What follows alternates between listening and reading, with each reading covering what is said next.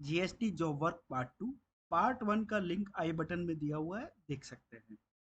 Principal ने input semi finish goods capital goods job work के premises पे भेज दिए हैं। अब उनको वापस से प्रिंसिपल के प्लेस पे लाने के लिए कितना टाइम पीरियड जीएसटी के अंदर अलाउ किया है, देखते हैं। इनपुट और सेमी फिनिश गुड्स के केस में 1 साल के अंदर अंदर ये वापस आने चाहिए। नॉट नेसेसरी कि जिस प्लेस से प्रिंसिपल के द्वारा भेजे गए हैं उसी प्लेस पर वापस आए। एडिशनल प्लेस ऑफ बिजनेस पर भी आ सकते हैं, बशर्त कि जीएसटी के अंदर वो रजिस्टर होना चाहिए। अगर इनपुट्स को डायरेक्टली जॉब वर्कर के यहाँ पर भेजा गया है, जैसे कि सप्लायर ए है, प्रिंसिपल बी है, सप्लायर ए ने प्रिंसिपल बी के प्लेस पे नहीं भेज के जॉब वर्क के प्लेस पर भेज दिया गया है, तो ये पीरियड 1 ईयर जो काउंट होगा वो date of receive of inputs job worker के द्वारा काउंट होगा। Build to shift to model follow किया जा सकता है। एक जॉब वर्कर के प्लेस पर भेजा गया, फिर उसको जॉब वर्कर के दूसरे प्लेस पर भेजा गया या अन्य जॉब वर्कर के प्लेस पे भेजा गया, तो जो एंटायर प्रोसेस है वो 1 साल के अंदर अंदर कंप्लीट होना चाहिए। फ्रेंड्स, 1 साल के अंदर अंदर अगर कंप्लीट नहीं हुआ तो कमिश्नर जो है इस 1 साल को अगेन 1 साल के लिए और बढ़ा सकता है। अगर 1 साल के अंदर अंदर इनपुट नहीं आए हैं वापस, तो ये सप्लाई ट्रीट की जाएगी और जीएसटीआर 1 में प्रिंसिपल के द्वारा इसको दिखाया जाएगा और इंटरेस्ट भी पे किया जाएगा। कैपिटल गुड्स के केस में 3 ईयर के अंदर अंदर वापस आना चाहिए, बाकी सारी कंडीशन सेम है। 3 ईयर के पीरियड को 2 ईयर और एक्सटेंड किया जा सकता है। Mould, die, jig and fixture और टूल के केस में 1 और 3 ईयर का पीरियड एप्लीकेबल नहीं होगा।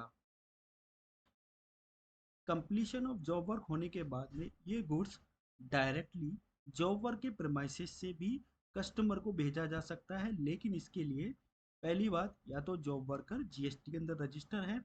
अगर जॉब वर्कर जीएसटी के अंदर रजिस्टर नहीं है, तो जो उसका प्लेस ऑफ बिजनेस है वो प्रिंसिपल के द्वारा additional place of business declare किया गया है।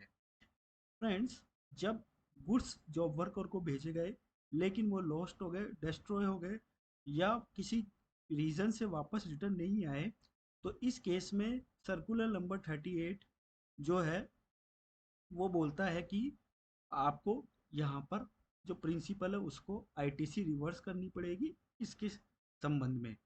फ्रेंड्स, सेक्शन 24 क्लोज 1 मैंडेट करता है कि अगर कोई इंटर स्टेट टैक्सेबल सप्लाई हुई है तो विदाउट थ्रेशोल्ड लिमिट आपको जीएसटी रजिस्ट्रेशन लेना है। लेकिन सर्कुलर 38 12/2018 सर्विसेज के केस में इसको एग्जम्प्ट करता है। तो जो जॉब वर्कर है वो सर्विस प्रोवाइड कराता है, इसलिए एग्रीगेट टर्नओवर के बेसिस पर ही उसको जीएसटी के अंदर रजिस्ट्रेशन लेना है। इंटर स्टेट वाली कंडीशन उसके लिए अप्लाई नहीं होगी। वेस्ट स्क्रैप अगर जनरेट होता है ड्यूरिंग ड्यूरिंग जॉब वर्क, तो उसको डायरेक्ट जॉब वर्कर के यहाँ से सप्लाई किया जा सकता है या प्रिंसिपल अपने प्रेस पे लाके सप्लाई कर सकते हैं। फ्रेंड्स, जो पर्ल सोप एंड कंपनी है उसके केस में ये बोला गया कि फॉर एग्जांपल 5% स्क्रैप होता है, लेकिन इसके केस में 2% ही स्क्रैप हुआ, तो ये नहीं बोला जाएगा कि 5% होना ही चाहिए। प्लेस ऑफ सप्लाई की अगर मैं बात करूं, जॉब वर्क के केस में जो प्लेस ऑफ सप्लाई है वो सेक्शन 12 सब क्लोज 2 के अकॉर्डिंगली गवर्न होती है। जॉब वर्कर और प्रिंसिपल डिफरेंट स्टेट में है। अब जॉब वर्क की प्रेमाइसिस से ही क्या हो रहा है कि रेसिपिएंट को गुड्स सप्लाई किए जा रहे हैं। यहाँ पर प्रिंसिपल और रेसिपिएंट जो है डिफरेंट स्टेट में है, तो आईजीएसटी लगेगा। मतलब कहने का प्रिंसिपल महाराष्ट्र में है, जॉब वर्कर राजस्थान में है और जो रेसिपिएंट है वो भी राजस्थान में है।